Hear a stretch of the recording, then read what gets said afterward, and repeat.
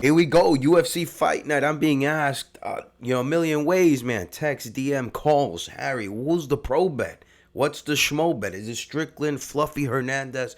Talk to us about the matchmaking here. You got Izzy Adesanya, Joe Pyfer in the mix, RDR. You have injuries sustained by Fluffy Hernandez in October. He tore his abdomen. Or like, what are we doing, Harry? What are we doing?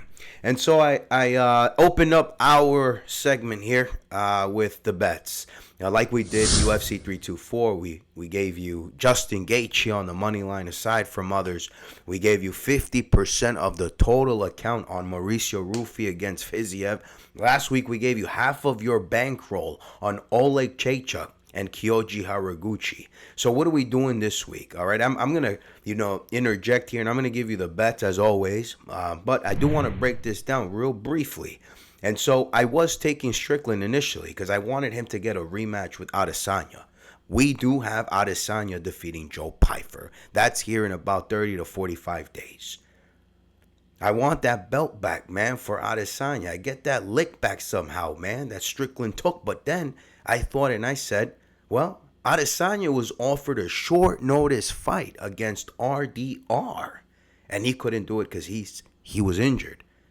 This is when RDR was set up to fight Anthony Hernandez.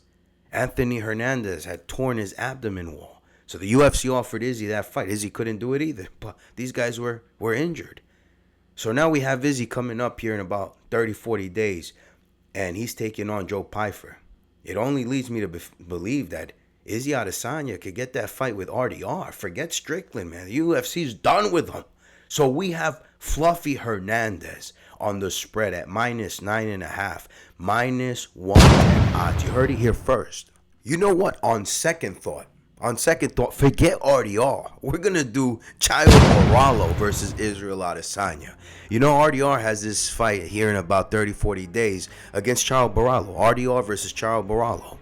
We're going to have Chayo Moralo defeat RDR, and then hopefully the matchmakers get him to face Izzy. Izzy, defeats him, and then hopefully we Izzy got through two prospects there, Joe Pyfer and Chayo Moralo, and maybe he could contend for a belt somehow. Who knows? At least in the interim, as everybody hashes that out with Duplessis and Imavov and the rest of the guys there. All right, man, Hamzat, and what a mess that top three is, huh? And you got Brendan Allen in the mix, so Izzy can stay busy. This whole thing about retirement, I think that's all just propaganda. All right, moving on to the next fight, we have Dan Ige and Melquizael Costa. We have a Thai boxer and a boxer who can grapple. They can both grapple, except one only.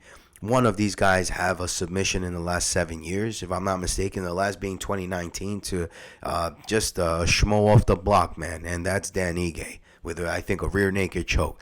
That is very unsettling. Okay, so we have Melquizael Costa on the money line. But if you want, this is how it gets done. Dan Ige by submission, Melquizael Costa by points or KO TKO. You heard it here first.